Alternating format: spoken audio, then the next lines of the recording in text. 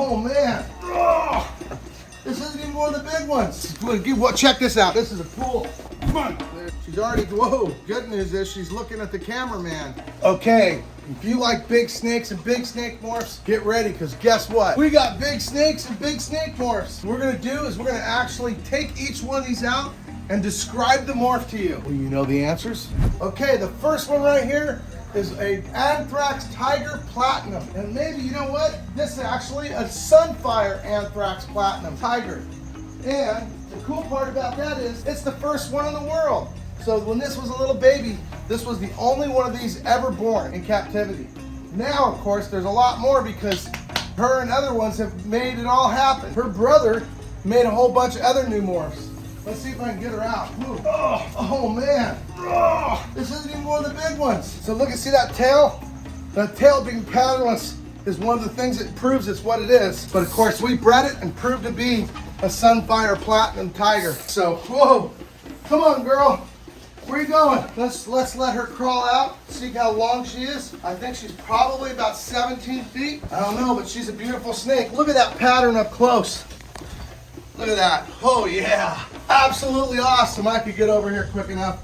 Okay, let's see what we can get next snake to grab. Okay, this one here is a classic right here. This is a genetic stripe lavender. Because when they get older, lavenders and purples look a lot alike. So this snake is a recessive gene, which is the genetic stripe, and albinos that recessive. Holy cow, these snakes are strong. We'll have to get a cow out too, won't we, after them? There we go. Oh. So this here, ooh, she's heavy. We'll let her crawl out right here. Here we go. She's a nice big one. This one here, I don't think is a sunfire. I think she's a standard genetic stripe, but boy, she's made some amazing, oh, look at the bass, look at the bass.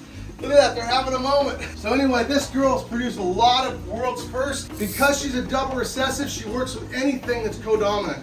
So if it has recessive of the genetic stripe and the albino, then we can add any kind of other kind of snakes on top of it, like motley, sunfire, platinum. All those things go right on the top. This one here is at least 16 feet. I'd say probably 17. We're gonna put her away and we're gonna go grab something else crazy. Oh! Now we're getting in the big snakes. Look at this one. This one here is only about 19 feet. But this is a classic of all classics. This is actually the first morph retic ever bred in captivity. It's a codominant gene, which means that if you breed it to anything, you get the same babies. It's a tiger is the gene for all of you that aren't reptile keepers. Oh, for all that you are. Oh, you already know it is. And oh boy, is she heavy. You can tell the tiger gene, she has no line at the end of her nose. She got that shifted pattern. And she's heavy and she wants to hang on to me good because she doesn't want to fall. Absolutely beautiful. And I'm sure she's head albino at the absolute minimum. There we go. Come on, girl. You head that way and they'll get you in back in your enclosure. Woo, that's a heavy snake. Solid muscle, look at that. Oh, so you can tell she's not ready to breed. When you see my snakes and they're really thick, people go, oh, they're overweight. Those are egg follicles building. Skinny snakes don't have babies. So, that being said, this is the world's first sunfire. Oh man, this is the world's probably only sunfire orange ghost stripe golden child. Oh. And she's big. Oh my goodness, she's a white face. Absolutely a gorgeous snake. Look at the color on this. Look at that. So this is a recessive gene, orange ghost stripe, recessive albino, but then the sunfire is right on top of it and the golden child's right on top of it, which if we breed it to a normal, we'd get golden childs instantly and sunfire goldens. Everything would be het albino and everything would be OGS. Het orange ghost stripe. Okay, so we're gonna put this over here, get them back in their little homes so they're happy. So check this out. This is a motley sunfire platinum purple, and she's easy 19 to 20 feet long and very docile, cool snake.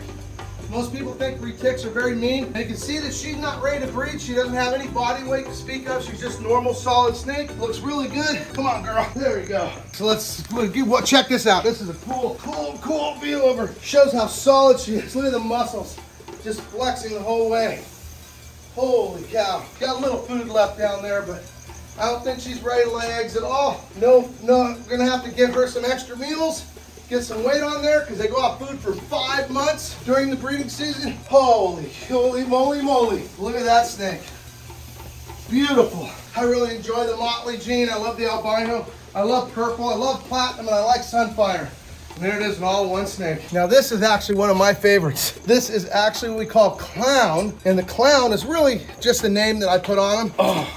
It looks like a lot like a clown ball python in the pattern. This is actually a super tiger anthrax, but it's got platinum on it too. Absolutely incredible pattern. By far one of the prettier morphs. Look at that color. But you can tell she's a sweet snake. Oh, solid muscle, great egg layer. Like I said, you can tell she doesn't have eggs ready yet because she's not overly heavy.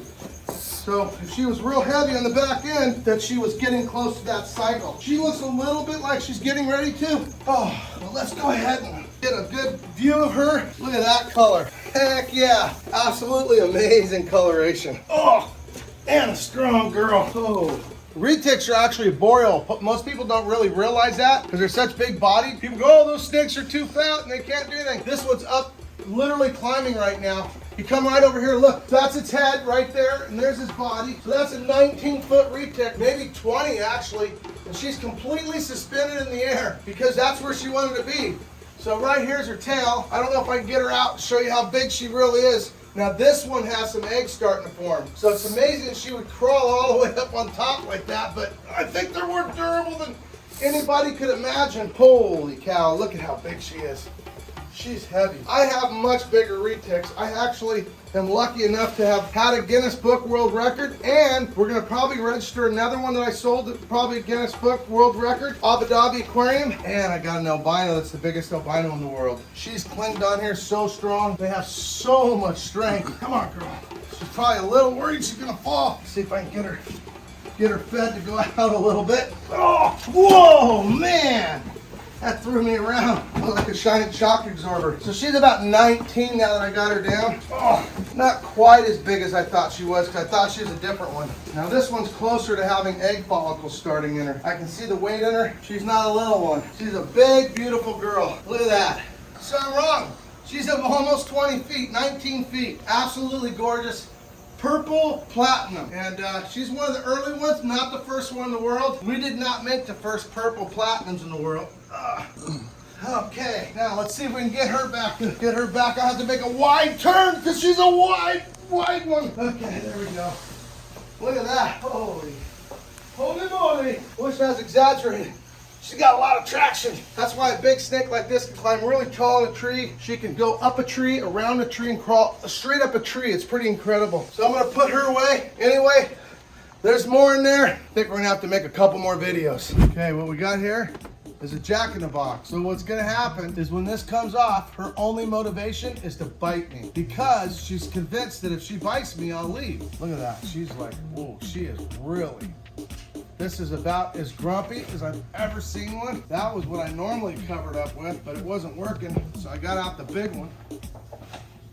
What do you think, girl? You ready to give me your eggs? Now, the crazy part about this is I actually want her to strike at me because I want this nervous energy to go away. If I just grab her, I could grab her by the neck and wrestle her off and the eggs can get thrown around and she'll get upset. But if I do this carefully, I can let her naturally use her energy that she'd use for catching her prey, doing her normal things, defending her eggs, and then she'll get tired. But there are some infertiles. So right here, now inside this egg is nothing but yolk, no white. So I got the box out ready to go. Now the games begin. Come on, girl, come on. She's already, whoa, that's what I thought she was gonna do. Except the good news is she's looking at the cameraman. She wants a cameraman, but you see she can't really strike very far because she has herself locked down. Now the concept is I'm gonna try to get her out so I can take the whole clutch, but if I can't, then I will figure it out. Come on, girl. So, whoa, she knows that, look at that. So there's an infertile egg, there's a fertile egg. Oh, that one's still,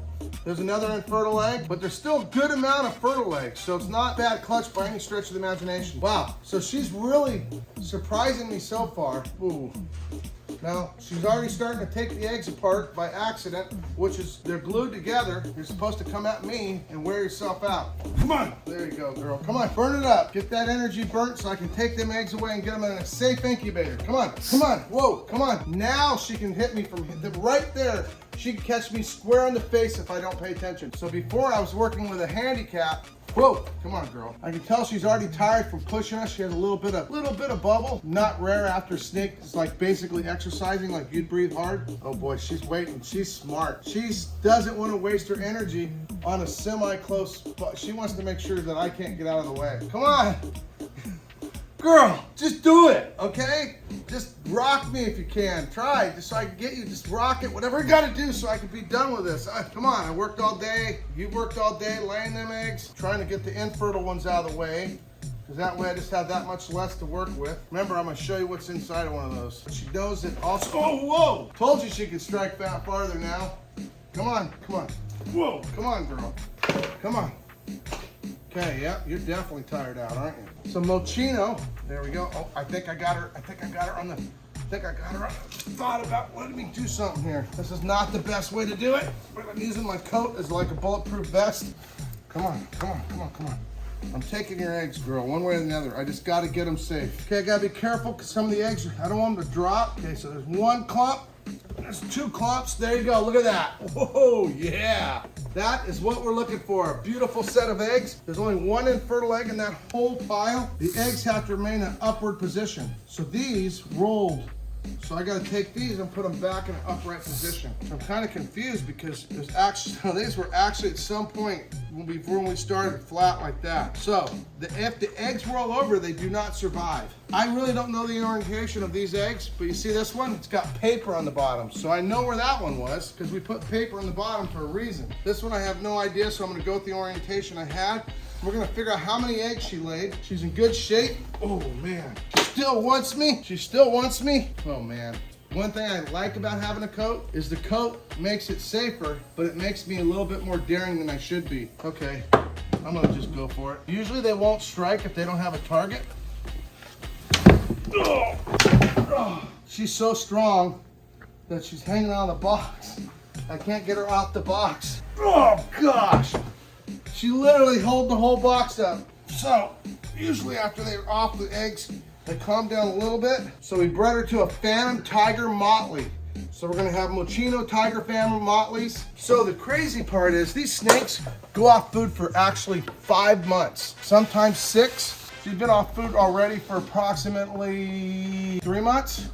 And she'll go another 2 to 3 months. Because we take the eggs away, we actually will give her an opportunity to go back on earlier if she wants. Unfortunately, we have a pile of bad ones. 2, 4, 10, 11 bad ones. But I bet you we still got at least 30 good ones. Edward says 29. I don't think that's too far off. She lays 29, that's 40 eggs. Man, trying to get these things situated isn't as easy as it looks. I think there's more than 30. So 2, 4, 6, 8. Well, I'm missing count already. Let's try this again, you guys. 2, 4, 6, 8, 14, 16, 18, 20, 22, 24, 26, 28, 34, 36, 37. Whoa, 37. I promise you I'd open the egg and show it to you. The bad news is I don't have a knife, but I know somebody who does. This one's been tested on his thumb. Only difference between these eggs being white and these being not white, these are infertile. So when I squeeze them, guess what they turn? They turn white. See it? That's because they're expanded like they're supposed to be. Now, the other crazy part is chicken eggs have whites in them. These only have yolk in them. And the yolk is sticky, gnarly. We're gonna put them on, we're gonna put on this. Because boy, I'll tell you, about peel the countertop off with it. And there's no white in it at all. 0 white. It's just pure yolk. So, anyway, there we go. We got them, we got the eggs. We should have all kinds of cool snakes. We got them in one box, which is good for the eggs because they like to have a little bit of pressure on themselves. They'll be in the incubator for approximately 84 days at 90 degrees and boom, just like a cooking show. Hope you're having an awesome day. I don't know what you do for a living. This is what I chose to do. We're all different. And that makes us actually who we are. And it would be pretty boring if we were all the same. So I have my arms and my legs. I didn't get bit. And it was a rodeo, but maybe the next video will be the one that you're probably all waiting for me to get bit. What's up with that? Peace out.